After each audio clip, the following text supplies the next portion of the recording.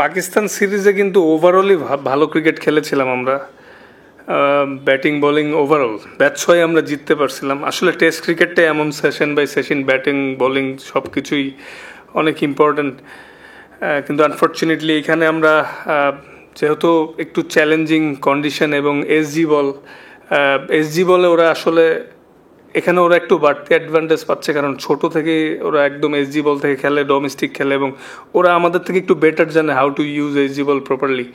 আমরা হয়তো প্রথম দিকে একটু স্ট্রাগল করছি, বাট তাও মানে আমরা আর একটু ভালো ব্যাটিং করতে পারতাম আমার কাছে মনে হয়, এবং আমরা ব্যাটসম্যানরাও সেটা অ্যাগ্রি করেছি যে যারা ওভারঅল টিম মানে যেহেতু নতুন বলে একটু চ্যালেঞ্জিং, আর তাছাড়া ওদের কন্ডিশনেও মানে নো ডাউট ওদের বোলিং লাইন আপটা অনেক স্ট্রং।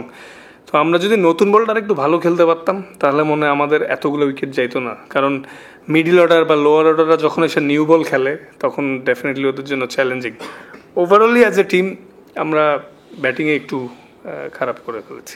ওয়েদারের কন্ডিশনটা একটু টাফ পেস বোলারদের জন্য, কারণ বেশ গরম, চ্যালেঞ্জিংও, কিন্তু আসলে উইকেটে একটু ক্যারি আছে, মুভমেন্ট আছে, ভালো জায়গায় বল করতে পারলে আপনি আপনার স্কিল শো করতে পারলে অপরচুনিটিও ক্রিয়েট হয়, যেটা আমাদের ফাস্ট বোলাররাও ভালো করছে, ওরাও করছে। তো যেহেতু একটু মানে একটা জিনিস প্রমাণ হলো যে উইকেটে হেল্প থাকলে আমাদের ফাস্ট বোলাররাও উইকেট নিতে পারে আল্লাহর মধ্যে, এই জিনিসটা ইম্প্রুভ হয়েছে। এখনও আমরা আপ টু দ্য মার্ক না, but getting better, as a team হিসাবে ইম্প্রুভ করার চেষ্টা করতেছি।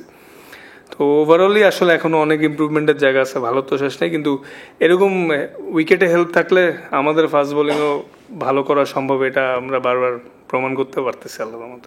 ইন্ডিয়ার হোমে ওরা যে কোনো টিমের সাথেই অনেক স্ট্রং প্রতিপক্ষ, আর হোম অ্যাডভান্টেজ সবাই নিয়ে থাকে। দেখবেন যে সামনে আমাদেরও হোম সিরিজ আছে, ওইখানেও আমরা হয়তো এভাবেই ডমিনেট করবো ইনশাল্লাহ।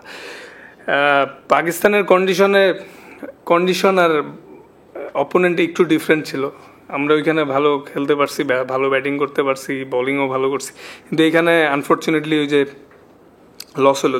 আমাদেরও কিন্তু কালকে ওদেরকে আরও আর্লি অল আউট করার উচিত ছিল, হয়তো অ্যাট দ্য এন্ডে আমরাও কিন্তু আপ টু আমার শেষের দিকে বোলিং করতে পারিনি, স্পেশালি টি এর পরের সেশনটা ওরা ভালো ব্যাটিং করছে, বাট আমাদেরও আরও ভালো করা উচিত ছিল।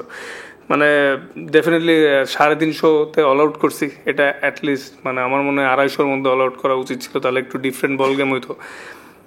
মানে end of the day we are team accept করে নিচ্ছি যে আমরা আমাদের পোটেনশিয়াল ওয়াইজ ভালো করতে পারিনি, কিন্তু এখনও কালকে আসে, দেখা যাক কী হয়। অবশ্যই এটা আসলে ব্যাটসম্যানরা এবং ব্যাটিং কোচ সবাই কনসার্ন হওয়ারই কথা, এবং এটা নিয়ে হয়তো কাজও করতেছে।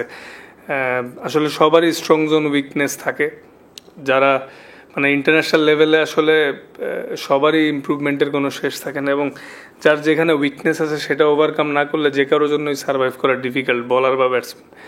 তো এটা অবশ্য মানে এটা নিয়ে ব্যাটসম্যানরাও কাজ করতেছে, যার যেখানে প্রবলেম, কারো ভিতরের বলে সমস্যা, কারো বাইরের সমস্যা, উইকনেস সবারই আছে। তো দিন শেষে আসলে এক্সিকিউটটা ইম্পর্টেন্ট, এবং সবাই সবার জায়গা থেকে ইমপ্রুভ করার চেষ্টা করতেছে, আশা করি ভালো কিছু হবে।